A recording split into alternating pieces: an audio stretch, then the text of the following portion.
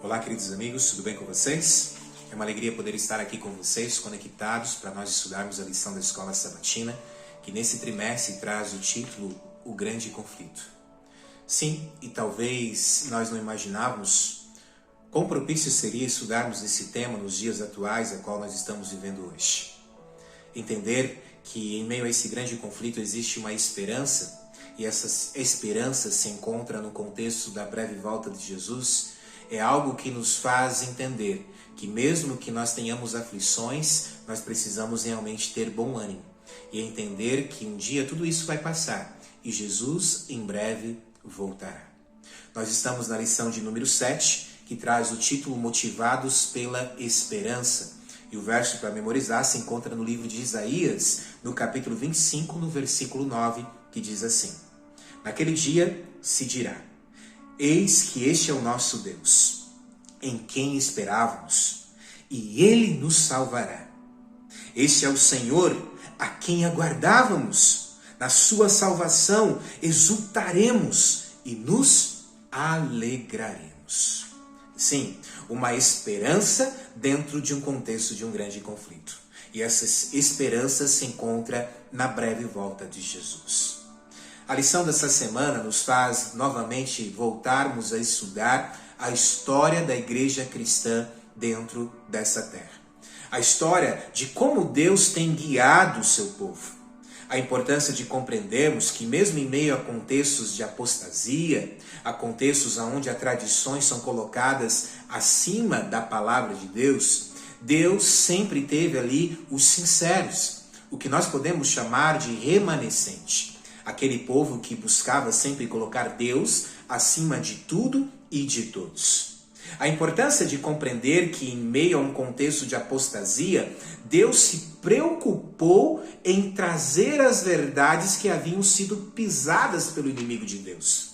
E Deus se preocupou de tal maneira que levanta reformadores, para que esses possam trazer verdades que haviam sido esquecidas, que haviam sido mudadas por tradições humanas. E dentro desses reformadores na história, nós podemos recordar novamente de Wycliffe, da importância de trazer a Bíblia Sagrada como essa nossa regra de fé, de traduzir a palavra de Deus. Em meio a um contexto onde a Bíblia era proibida de ser traduzida, e Wycliffe então vai contrário ao que o homem, ao que a igreja pregava. E mesmo tendo que passar por provações, perseguições, ele entendeu que a Bíblia deveria ser traduzida para que ela pudesse chegar até nós, para que ela pudesse chegar a toda língua e nação. A importância de estudarmos também a respeito de outros reformadores como John Hus, Jerônimo, que traz ali o contexto e a importância da verdade de Deus como mediador e não seres humanos como mediador. A importância de entendermos ali o sacerdócio de todos os santos. A importância também de entendermos outros reformadores como Martim Lutero, como Calvino, que trazem a verdade sobre a justificação pela fé e não mais agora por sacramentos. Entender agora não mais essas indulgências, mas entender que somos salvos pela fé. A importância de outros reformadores, e nós podemos talvez aqui citar os anabatistas. Sim, os anabatistas são aqueles que trazem a importância de compreendermos o batismo bíblico. O batismo que primeiramente eu tenho que crer para depois ser batizado. Eu tenho que aceitar Jesus no meu coração, eu tenho que me arrepender dos meus pecados e nascer para uma nova vida. O batismo de um adulto, não mais agora o batismo de um recém-nascido. E os anabatistas são de extrema importância para trazer essa verdade que havia também sido jogado por terra. Mas uma outra verdade que havia sido jogado por terra era a verdade da breve volta de Jesus. A verdade é que muitos mais não criam nessa verdade. E outros acreditavam que Jesus voltaria após um milênio de paz nessa terra. E aí não acreditavam mais na iminente volta de Jesus. E Deus então levanta alguns reformadores para pregar sobre essa verdade. Mas um deles se destaca, e a lição dessa semana nos traz a respeito de um homem chamado Guilherme Miller. Quem era Guilherme Miller, pastor? Guilherme Miller, ele era um deísta. Era alguém que acreditava em Deus, mas acreditava que Deus havia criado a raça humana e deixado a raça humana aqui na Terra. Por isso ele era um deísta, ele não acreditava na palavra de Deus, na Bíblia Sagrada. Mas Guilherme Miller viveu num período onde aconteceu uma guerra entre os Estados Unidos e a Inglaterra. E dentro dessa guerra, em 1812, Guilherme Miller foi chamado a ir a essa guerra e Guilherme Miller então foi participar dessa guerra.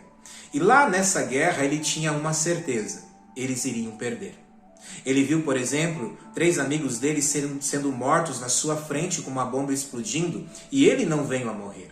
Mas ele viu também os Estados Unidos vencer essa guerra e ele conseguir voltar para sua casa. Ao voltar para sua casa, ele tinha uma certeza: Deus havia estado com eles. Deus havia enviado os anjos para estarem com eles porque era improvável eles vencerem a guerra. Mas eles venceram, porque Deus realizou ali um milagre, e ele estar vivo era um milagre. Ao chegar agora em casa, Guilherme Miller começa a estudar a palavra de Deus, porque ele quer conhecer mais sobre esse Deus. E aqui é algo importante para nós. Se nós queremos conhecer mais sobre esse Deus, nós precisamos estudar a palavra de Deus. Nós precisamos se conectar à palavra de Deus. Guilherme Miller começa a estudar a Bíblia Sagrada. E Guilherme Miller começa a compreender e entender que ao estudar a Bíblia Sagrada, ele queria que a própria Bíblia se interpretasse. Sim, eu vou compreender essa profecia, mas será a própria Bíblia que irá me explicar. E é exatamente isso que Guilherme Miller faz. E Guilherme Miller se depara com uma profecia de tempo, uma profecia maior do que os 1260 anos que estudamos na semana passada. De um tempo, 2 tempos e metade de um tempo, 42 meses. Uma profecia agora maior. Uma profecia de 2.300 tardes e manhãs, de Daniel capítulo 8, no versículo 14, aonde dizia que o santuário seria purificado. Guilherme Miller começa a olhar para essa profecia de Daniel e ele começa a entender que esse santuário seria o planeta Terra e a purificação seria com a volta de Jesus. Aliás, a Bíblia nos falava que a volta de Jesus, essa segunda volta de Jesus, será agora com fogo, essa destruição da terra.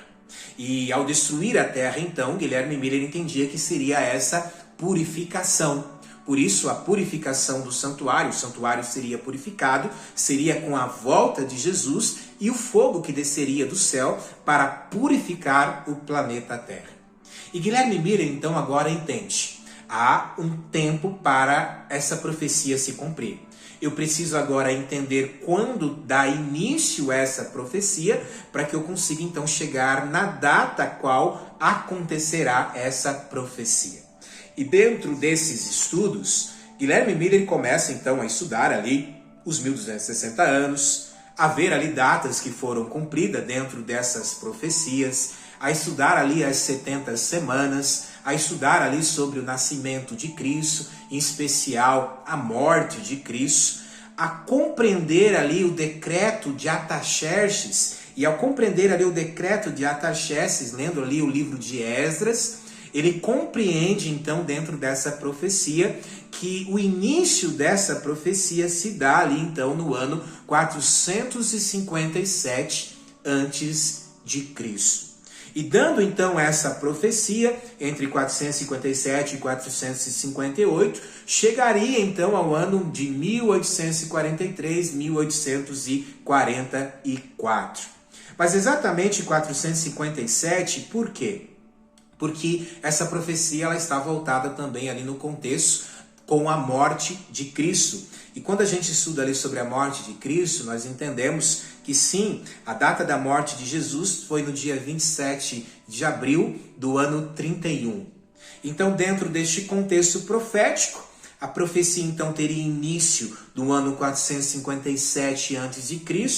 e ela teria final ali então em 1844. E dentro do estudo profético, eles entendem então que seria a data do dia 22 de outubro de 1844, aonde Jesus voltaria a essa terra e a terra então seria purificada.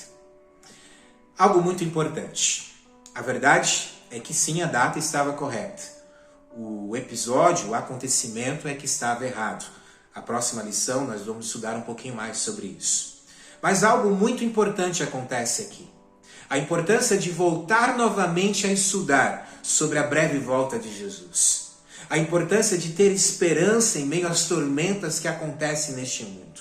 A importância que nós temos que trazer para a nossa vida hoje.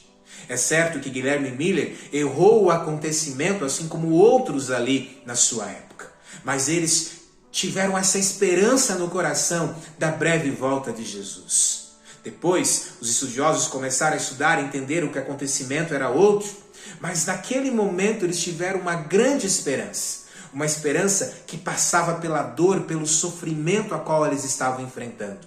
A esperança em crer que em breve Jesus vai voltar. E aqui eu quero encerrar o estudo dessa lição.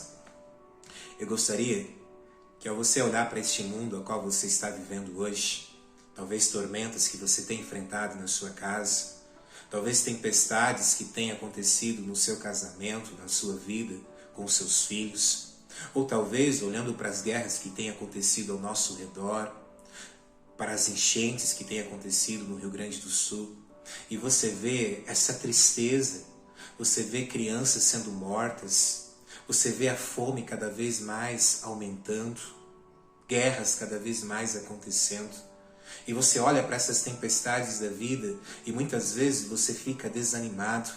Você fica desanimado porque você perdeu um ente querido e hoje você não tem mais a oportunidade de estar abraçando essa pessoa. Nós passamos agora pelo Dia das Mães e quantos não tem mais a mãe ao seu lado? Eu sou uma dessas pessoas.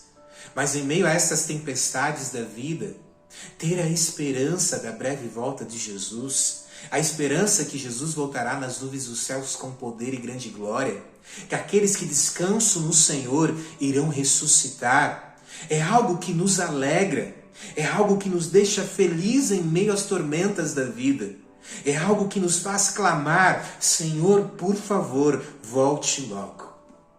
Que essa alegria e essa esperança da volta de Jesus possa estar ardendo no seu coração e que em meio às tempestades da vida, as tormentas que você enfrenta, você possa entender e crer que sim, Jesus em breve voltará. Eu não sei o dia nem a hora, mas Jesus em breve voltará e nós poderemos estar com Cristo face a face. Que Deus te abençoe, que Deus te ilumine a crer também nessa esperança, a breve volta de Jesus. Amém.